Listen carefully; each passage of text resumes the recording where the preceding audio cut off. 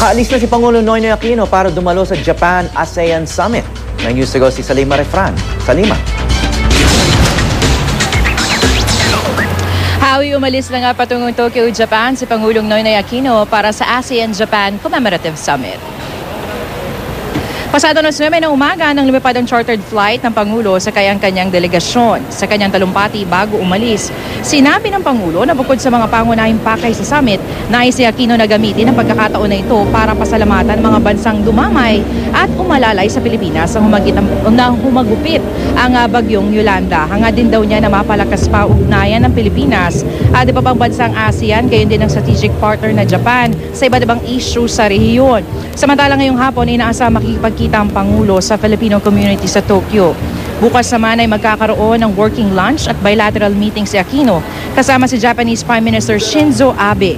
Dito inaasang pag-uusapan mga issues sa ekonomiya, maritime concerns, people-to-people exchange, Mindanao peace process at ang rehabilitation at recovery program sa mga lugar na nasa lanta ng bagyong Yolanda. Tatlong exchanges of notes ang pipirmahan ni Aquino at ni Abe. Ito yung post-disaster standby loan na nagkakahalaga ng 10 billion yen o $100 million. Nariyan din ang loan para sa pagbili ng Philippine Coast Guard para sa 10 multi-role response vessels na nagkakahalaga ng 18.7 billion yen o $187 million. At ang revised route schedule para sa Philippines-Japan Air Services Agreement. Tutungo rin tayo doon upang iparating ang ating pasasalamat sa mga karatig bayang dumamay at nagpaabot ng ayuda sa Pilipinas nitong mga nagdaang sakuna. Tunay nga po na sa panahon ng taimtim nating pangangailangan, ipinaramdam nila, hindi tayo nag-iisa. Ito po ang mga dividendo na marangal at mahusay natin pakikitungo at pakikipag-ugnayan sa ating mga kaalyado at kaibigan. Hawi, ito na nga magiging huling biyahe ng Pangulo sa labas ng Pilipinas ngayong taon at inaasang magbabalik bansa si Aquino sa darating na linggo. At yan ang latest mula nga dito sa NAIA. Hawi? Yeah, Salima, sinabi ba sa iyo kung kumpleto yung mga heads of state ng ASEAN na makikipagpulong sa Japan?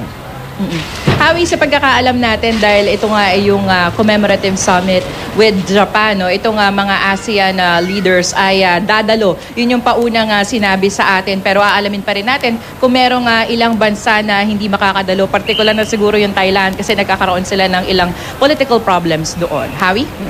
Nabanggit ba kung kasama sa agenda yung pwedeng sabihin yung elephant in the room, no? Yung China? Tsaka alam natin may gusot ngayon sa pagitan ng China at Japan dahil sa yung air defense zone na itinatag ng China doon sa area na doon sa dagat na may dispute yung dalawang bansa. Tama ka dyan, Hawi, no? Isa yan doon sa mga sinabi sa atin ni ASEC Raul Hernandez ng DFA na nga makausap natin siya noong isang araw. Isa daw sa mga issue na posibleng pag-usapan at malamang na pag-usapan ng mga leaders nga ng ASEAN kasama na ang Japan ay itong air defense identification zone na nandoon naman sa may bandang gilid ng Japan. Kasi nga alam natin yung West Philippine Sea ay isa doon sa mga partikular na lugar na pinag-aagawan din ng iba't ibang bansa sa ASEAN, kasama na rin itong China at Japan. Hawi? Okay, maraming salamat, Salima Refran.